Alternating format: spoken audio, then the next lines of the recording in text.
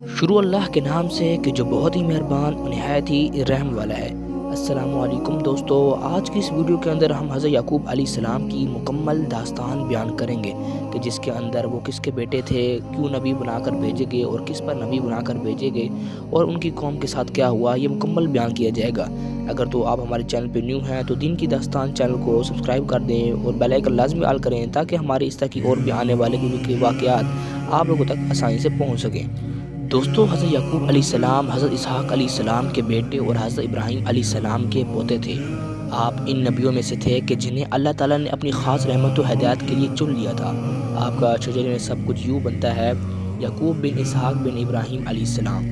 آپ کی ولادت فلسطین کے علاقے کنعان میں ہوئی، جہاں آپ کے والد حضرت اسحاق علیہ السلام رہتے تھے۔ حضرت اسحاق علیہ السلام کی بیوی کا نام ربیکہ تھا۔ اللہ تعالیٰ نے انہیں 2 جوڑیاں بیٹے عطا کیے، عیس اور یعقوب۔ دوستو، ان دونوں بھائیوں کی طبیعت میں زمین آسمان کا فرق تھا۔ عیس ایک سخت دل، شکاری اور دنیاوی مزاج رکھنے والے شخص تھے، جبکہ حضرت یعقوب علیہ السلام نر دل، عبادت گزار، صابر، شکر گزار اور علم والے تھے، اور وہ ہمیشہ اپنے والد کی خدمت اور اللہ ہی کی عبادت میں لگے رہتے تھے۔ جب حضرت اسحاق علیہ السلام بوڑھے ہوئے اور ان کی بینائی کمزور ہوگی تو انہوں نے چاہا کہ اپنے بڑے بیٹے عیس کو دعا دے کر برکت عطا کریں۔ وہ چاہتے تھے کہ عیس شکار لائے، کھانا بنائے، پھر وہ دعا دے، لیکن اللہ کی تقدیر کچھ اور ہی تھی۔ حضرت ربیکہ کو اللہ کی طرف سے علم تھا کہ برکت اور نبوت حضرت یعقوب علیہ السلام کے حصے میں آنی ہے۔ چنانچہ انہوں نے اپنے بڑے بیٹے یعقوب کو کہا: بیٹے، تم عیس کے کپڑے پہنو اور میں تمہارے لیے کھانا تیار کرتی ہوں، تم والد کے پاس لے جاؤ تاکہ وہ تمہیں دعا دیں۔ دوستو، حضرت یعقوب علیہ السلام نے اپنی والدہ کی بات مانی۔ جب وہ حضرت اسحاق علیہ السلام کے پاس گئے تو بوڑھے والد سے کہا: آواز تو یعقوب کی لگتی ہے، مگر ہاتھ تو عیس کے ہے، کیونکہ یعقوب علیہ السلام نے اپنے ہاتھوں پر بکری کی کھال لپیٹ دی تھی تاکہ بالوں والے معلوم ہوں جیسے عیس کے ہاتھ تھے۔ حضرت اسحاق علیہ السلام نے کھانا کھایا اور یعقوب علیہ السلام کو دعا دے دی۔ یہ دعا اللہ کے حکم سے قبول ہوگی اور یعقوب علیہ السلام کو اللہ نے نبوت اور برکت سے نواز دیا۔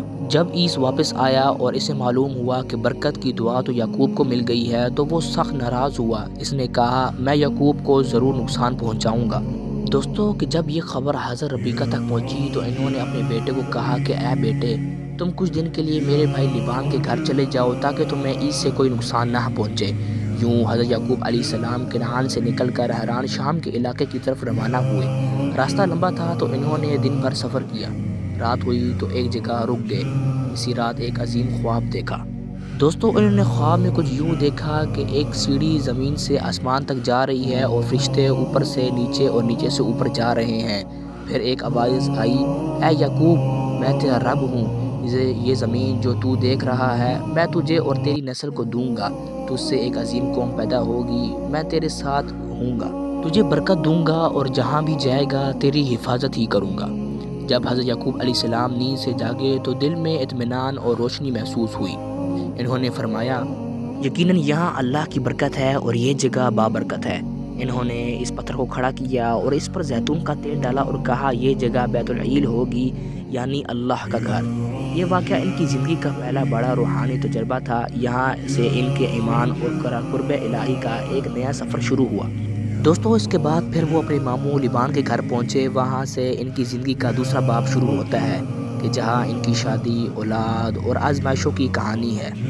قرآن کا حوالہ کچھ یوں ہے: اور ہم نے اس کو اسحاق عطا کیا اور اس کے بعد یعقوب، اور ہم نے ان دونوں کو ہدایت دی اور پہلے ہی نوح کو ہدایت دے چکے تھے۔